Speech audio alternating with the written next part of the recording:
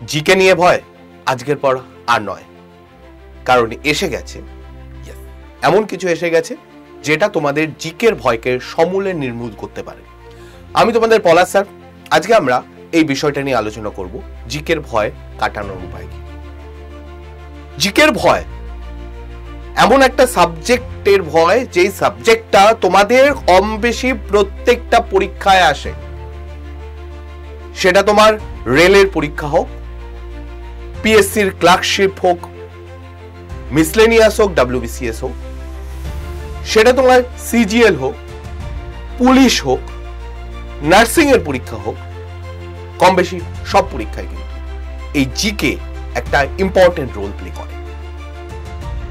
এবং এই জিকের ভয় পাওয়ার একটা কারণ হচ্ছে ভাস্ট একটা সিলেবাস, ভালো কিছু নেই যেটা জিকের মধ্যে পড়ে না।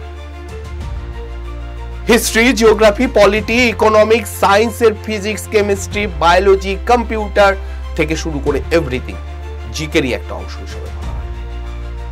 এবং প্রশ্ন যখন স্ট্যাটিক জিকের, তখন সেটা আরো ভয়ঙ্কর আকার নেয়। কিন্তু আমরা তোমাদের জন্য এমন একটা ফরম্যাটে একটা বই নিয়ে এসেছি, যেই বইটা হয়তো আজকের আগে তোমরা এইভাবে দেখোনি।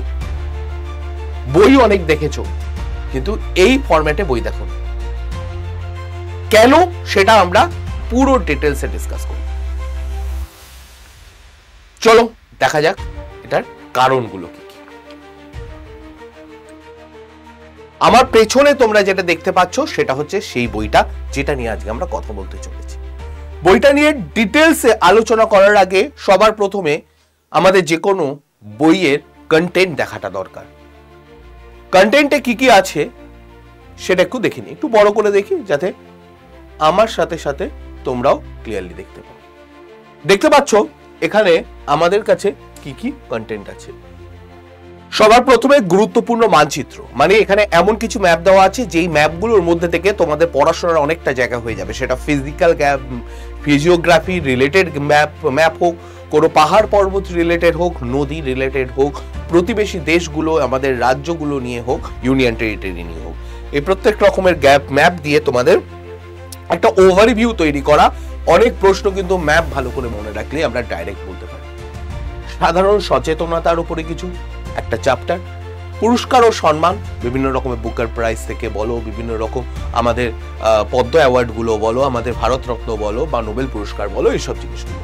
খেলাধুলো সংক্রান্ত বিভিন্ন খেলার কে কোন স্থান অধিকার করেছে, কোন রিসেন্টলি ওয়ার্ল্ড কাপ হয়েছে, সেটা ক্রিকেটের হোক কিংবা হোক দাবার, সে বিভিন্ন রকমের খেলাধুলো রিলেটেড, কোন কোন টার্ম কোন খেলার সঙ্গে যুক্ত। ভারতীয় ইতিহাস, সেটাকে প্রথমে তো আমরা তিনটে ভাগে ভাগ করেছি, প্রাচীন ইতিহাস, মধ্যযুগীয়, আধুনিক, এবং আমরা একটা ডেডিকেটেড অংশ রেখেছি, সেটা হচ্ছে ভারতীয় জাতীয় আন্দোলন, ইন্ডিয়ান ন্যাশনাল মুভমেন্ট, যেটা আইএনএম বলা হয়, যেটা সেই পার্টটার জন্য একটা ডেডিকেটেড অংশ রাখা হয়েছে, কারণ এখান থেকে কিন্তু প্রায় ভালো পরিমাণে প্রশ্ন আসে। ভারতীয় অর্থনীতি, যেটা আমার সাবজেক্ট, ভালো করে দেখলে বুঝতে পারবে যে কিভাবে জিনিসটাকে করা হয়েছে, আমরা আলোচনাও করব। ভারতীয় রাজনীতি, শিল্প সংস্কৃতি, ভারতের ভূগোল, প্রত্যেকটা অংশই কিন্তু তোমরা এখানে পাচ্ছ। এছাড়াও আরো আছে, এখানেই শেষ নয়, বিশ্ব ভূগোলের ওপরে ওয়ার্ল্ড জিওগ্রাফি, এবং ওয়ার্ল্ড নয়, এখানে তোমাদের বিভিন্ন রকমের আমাদের যে ইয়েগুলো আছে, আমাদের বিভিন্ন রকম গ্রহ উপগ্রহগুলো আছে, সূর্যের ব্যাপারে প্রশ্ন রয়েছে, চাঁদের ব্যাপারে প্রশ্ন রয়েছে, সেগুলো নিয়ে আলোচনা হবে। সাধারণ বিজ্ঞানের মধ্যে জীববিজ্ঞান, রসায়ন বিজ্ঞান, পদার্থবিজ্ঞান ছাড়াও কিন্তু কম্পিউটারেরও প্রশ্ন এখানে ইনক্লুড করা হয়েছে, কারণ কম্পিউটার থেকে এখন বেশ কিছু প্রশ্ন আসছে। কম্পিউটার মানে টেকনোলজির যে পার্টগুলো, সামরিক এবং প্রতিরক্ষা সম্পর্কীয় বেশ কিছু প্রশ্ন আসছে। তাহলে এখানে দেখতে পাচ্ছ যেগুলো আমাদের হিস্ট্রি, জিওগ্রাফি, পলিটি, ইকোনমিক্স, এই রকম সায়েন্স, এই যে ট্র্যাডিশনাল জিকের পার্টগুলো, যেগুলোকে আমরা অনেক সময় জিকের সঙ্গে জিএস হিসেবে অভিহিত করি, সেই পার্টগুলো তো আছেই। তাছাড়াও কিন্তু আমাদের বিভিন্ন রকম স্ট্যাটিক জিকের যে পার্ট, যেমন সামরিক ও প্রতিরক্ষা বলো বা বলো, এখানে খেলাধুলা, পুরস্কার সম্মান, সাধারণ সচেতনতা, মানচিত্র, এই শিল্প সংস্কৃতি, এই সব পার্টগুলোকেও কিন্তু এর মধ্যে ইনক্লুড করা হয়েছে। তার মানে স্ট্যাটিক এবং ট্র্যাডিশনাল যে জিকে রয়েছে, সেই পার্টগুলোর একটা মেলবন্ধন এখানে রয়েছে। আমরা কিছু পেজ তোমাদের একটু দেখাতে চাই, যেই পেজগুলো দেখলে তোমাদের হয়তো আর একটু বুঝতে সুবিধা হবে। সবার প্রথমে তো এখানে ম্যাপের মাধ্যমে বেশ কিছু জিনিস রয়েছে, সেগুলো বললামই। পুরস্কার ও সম্মান দেখতে পাচ্ছ, আন্তর্জাতিক পুরস্কার, Booker prize, Nobel prize, Magsaysay prize, Jawaharlal Nehru international prize, Indira Gandhi prize, তারপরে ইউনেস্কোর পিস প্রাইজের থেকে শুরু করে অস্কার পুরস্কার, পুলিৎজার পুরস্কার, মিস ওয়ার্ল্ড, এইসব জিনিসগুলো এরকম বড়। এটা 40 নাম্বার পেজ, তার মানে এর আগেও অনেকগুলো পেজ আছে। এবং এরপরে আমরা পেজটা দেখছি সেটা কিন্তু 42 নাম্বার, 41 নাম্বার মাঝখানে নেই। এখানে যেমন দেখতে পাচ্ছ, এখানে ব্যক্তিত্ব যাদের ভারতরত্ন প্রদান করা হয়েছে সেই সব নামগুলো এবং কত সালে পেয়েছে, কারা কারা পেয়েছে সেই ব্যাপারগুলো দেওয়া আছে। নোবেল পুরস্কারে যারা যারা এইবার পেয়েছে, কারেন্ট ইয়ারে পেয়েছে, রিসেন্ট ইয়ারে, সেটা ওকে। যখন পরের বছর বেরোবে তখন ডেফিনেটলি এই বইটাকে আপডেট করে তখন সেই বছরের হিসাবে ডেটাগুলো থাকবে, ওকে।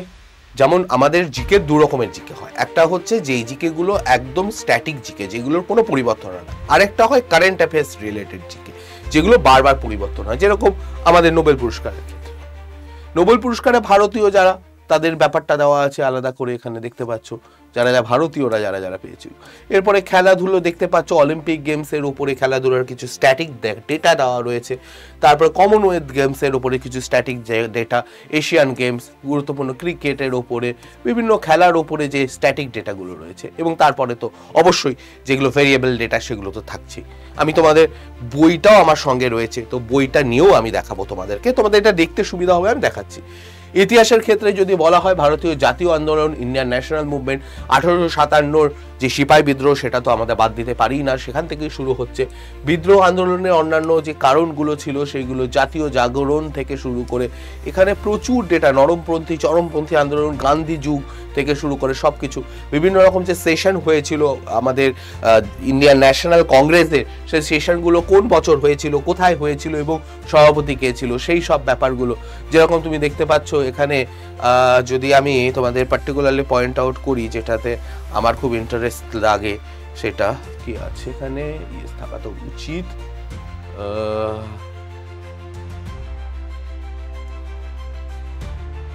এই যে হরিপুরা সেশন, যেটা তোমরা জানো, আমি বারবার এই জিনিসটাকে ইয়ে করি। 1938-এ সুভাষচন্দ্র বসু, পরের বারও সুভাষচন্দ্র বসু হয়, কিন্তু তোমরা জানো তখন সুভাষচন্দ্র বসু ছেড়ে দেন, এবং তারপরে হচ্ছে উনি হচ্ছেন আমাদের ইয়ের কারণে, কারণ গান্ধীজি চাইছিলেন অন্য কেউ হোক, তো সেই ব্যাপারে চরমপন্থী বিপ্লবী আন্দোলন, এইরকম ব্যাপারগুলো যা যা আছে এখানে। নরমপন্থী আগে দেখালাম, ভারতের অর্থনীতির মধ্যে অর্থনীতির সংজ্ঞা, এখানে বেসিক কিছু ডেটা দেওয়া তো আছেই।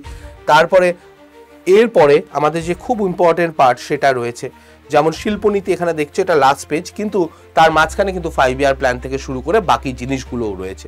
তো এই যে এখানে এরপরে দেখবে তুমি ভারতীয় রাজনীতি, মানে পলিটির পার্টটা, যেখানে এটা তো একটা প্রচুর অংশ রয়েছে, সব কটা চ্যাপ্টার আলাদা আলাদা করে দেওয়া আছে, এই সব ব্যাপারগুলো। শিল্প সংস্কৃতির ব্যাপারটা দেখতে পাচ্ছ, তার মধ্যে যে নাচ গানের যে আমাদের বিভিন্ন যে ফোক ড্যান্স, ফোক মিউজিকগুলো আছে, ফোক কালচারগুলো আছে, সেই সব ব্যাপারগুলো, ভারতীয় শাস্ত্রীয় নৃত্য, ক্লাসিক্যাল ড্যান্স যেটা, ভারতীয় বাদ্যযন্ত্র বিশারদ যেটা, ভারতীয় লোকনৃত্য মানে হচ্ছে ফোক ড্যান্স যেগুলো, সেগুলোর ব্যাপারে দেওয়া আছে। তো বিভিন্ন রাজ্য সহ এখানে পুরো জিনিসটা তোমরা এখানে পেয়ে যাবে। তারপরে জীববিদ্যার ওপরে এখানে ডেটা রয়েছে, প্রচুর প্রশ্ন রয়েছে, প্রচুর ওয়ান লাইনার রয়েছে। এইগুলো দেখতে পাচ্ছ যে বিভিন্ন টেকনোলজিক্যাল যে অ্যাডভান্সমেন্টগুলো হয়েছে সেগুলো সম্বন্ধে রয়েছে, দেখতে পাচ্ছ এখানে যে কোথায় কোথায় কোন কোন স্যাটেলাইট লঞ্চ হয়েছে, কোথা থেকে লঞ্চ হয়েছে, কবে লঞ্চ হয়েছে, এইসব ব্যাপারগুলো। পুরো জিনিসটা কিন্তু এখানে একদম কনসাইজ ওয়েতে দেওয়া আছে, কি আর বলবো। দেখো দেখতেই পাচ্ছ প্রচুর এখানে রয়েছে ডেটা। এই যে ম্যাপগুলো যেগুলো দেখাচ্ছিলাম, সেই ম্যাপগুলো কোথা থেকে কি হয়েছে, কোন জায়গাটা কি কারণে পড়তে হবে, কি জন্য বিখ্যাত, সেইগুলো ম্যাপের মধ্যে দিয়ে পড়লে তোমাদের চোখের সামনে পরীক্ষার আগে রিভিশন। দেখো বইটা এমন একটা বই, যেই বইটার তোমার সবচেয়ে বড় ইউএসপি হচ্ছে এর পেজ সংখ্যা। এর পেজ সংখ্যা খুবই কনসাইজ। দেখো এটার টোটাল পেজ সংখ্যা 270টা পেজ। সুবিধা কি, তুমি রোজ যদি 4-5টা করে পেজ পড়ো তাহলে তুমি একটা ভালো জায়গায় পৌঁছে যাবে। মোটামুটি ধরে নাও যে আমি রোজ আমি বেশি বলছি না, আমি ধরো 4টে করে পেজ পড়ছি, তাহলে 270টা পেজ পড়তে প্রায় আমার লাগবে হচ্ছে মোটামুটি ওই 65-70 দিন লাগবে। ঠিক আছে, তাহলে তুমি 2 মাসের মধ্যে এই জিকের বইটা শেষ করে দিলে। পরের বার রিভাইজ করবে যখন, তখন নিশ্চয়ই 4টের জায়গায় 8টা পেজ পড়তে পারবে, তাহলে এর পরের বার 30 দিনে কমপ্লিট করে দিতে পারবে। তারপরের বার যখন রিভাইজ করবে সেটা 20 দিনে কমপ্লিট হবে। এইভাবে তুমি 7-8 বার কিন্তু আরামসে তুমি 6 মাসের মধ্যে যদি প্রিপারেশন নাও, তাহলে তুমি 7-8 বার বইটা কমপ্লিট করে ফেলতে পারবে, এবং তারপরে তোমার জিকের আর কোনো সমস্যা থাকবে না। অন্যান্য বইয়ে কি হয়, একটা বড় সমস্যা 650, 700, 800 পেজ করে থাকে। বইয়ের কন্টেন্ট তো প্রচুর আছে, কিন্তু তুমি কি শেষ করতে পারবে সেটা ভেবে দেখো।